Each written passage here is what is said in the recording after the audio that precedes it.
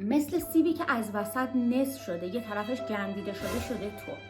انگوش کوچیکش هم نمیشی، خجالت نمیکشی. بابا دست بردارید از این کاراتون. تو رو خدا این کارو نکن. اون اسطوره ماه. سلام، خیلی خوش اومدید به یه ژاله شو دیگه با من. خیلی خوشبختم از آشنایی با شما. اومدم راجع به ویدیویی باهاتون صحبت کنم که کل این اینستاگرامو به جرأت گرفته بود و گذاشتمش. اتفاقا شورتشو گذاشتم براتون، برید اونو ببینید، بعد بیاید این ویدیو رو ببینید، توی کانال هست. و راجع به تهدید شدنا، هیت گرفتنا و بدبینی‌ها میخوام بهتون بگم آدم سر یه ویدیو چقدر میتونه فحش بخوره. نه چقدر میتونه. تا آخر این ویدیو با من باشید، ساب یادتون نره. بریم که داشته باشید. قسمت 2 رو از دست ندید. تا آخر میخوام واسهتون تعریف کنم چه اتفاقایی افتاد. بزن بریم. خوش اومدید به قسمت دوم. اول میخوام چکیده ای از کامنت هایی که برای اون پست گذاشتن رو براتون بخونم. ببینید چه کامنت های نژاد پرستانه ای واسه من گذاشتن و چقدر منو تهدید کرد. یکی از تهدیدها این بودش که میام دم در خونتون، پیدات میکنم، میکشم خودتو خانواده‌تو. و اصلا خیلی برای من عجیب بود. چرا؟ مگه من چی کار انجام داده بودم؟ من اومدم اصلا بگم چرا من پست هایده رو ساختم. به خاطر اینکه دیدم اینستاگرام داره به سمتی میره که اصلا تمام پست‌ها شبیه هم شده. یه پستو تو 10,000 بار شاید بیشتر توی اکسپلور میدیدی. و من اومدم یه کار جدیدی رو انجام دادم. شاید قبلا خیلی از دوستان این کار رو انجام داده بودن، ولی من اومدم توی قالب دیگه به سبک خودم این کار رو انجام دادم که یادی از خانم هایده عزیزمون زنده بشه. همین با یه موج عظیمی من روبرو شدم. حتی پالموی جمونگ مقایسه کردن. اصلا چرا؟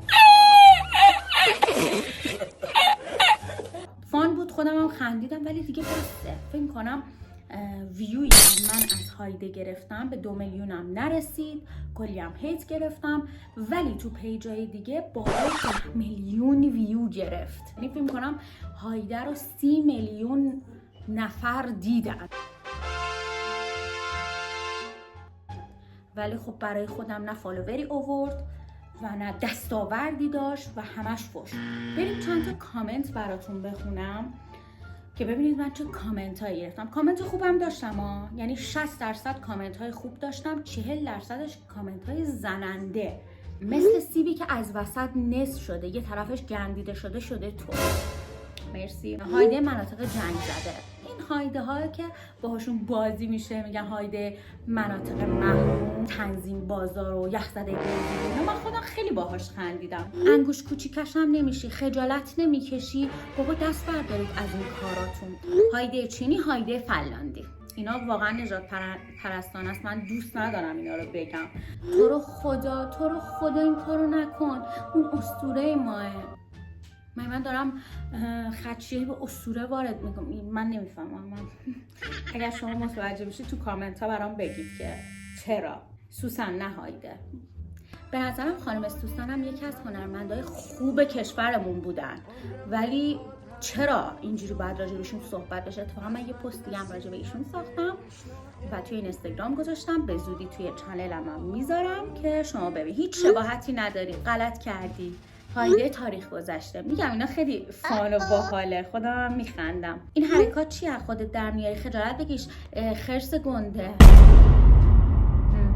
و هزاران کامنتی که واقعا قابل خوندن نیستن. خیلی خوبه که یه کسی که میاد یه هنری رو میکنه، خودش رو شبیه یکی از سلبریتی ها میکنه، کسی که میاد همچین کاری رو انجام میده به نظرم ارزشش خیلی بیشتره تا کسی که میاد لخت میشه یا کسی که میاد خودش رو خفه میکنه. به شکل‌های مختلف میخوان فالوور بگیرن. به نظرم باید هنرمندا دیده بشن. حالا نمیگم من هنرمند نه و اینا، نه. خیلی من برای اون پست زمان گذاشتم و واقعا حقم نبود انقدر هیت و بد و بیراه و فحش و تهدید و اینا واقعا حقم نبود. خیلی دوستتون دارم، مرسی که تا اینجا با من بودید. امیدوارم تو ویدیوهای بعدی هم ببینمتون. عاشقتونم، ساب یادتون نره. خدا نگهدار.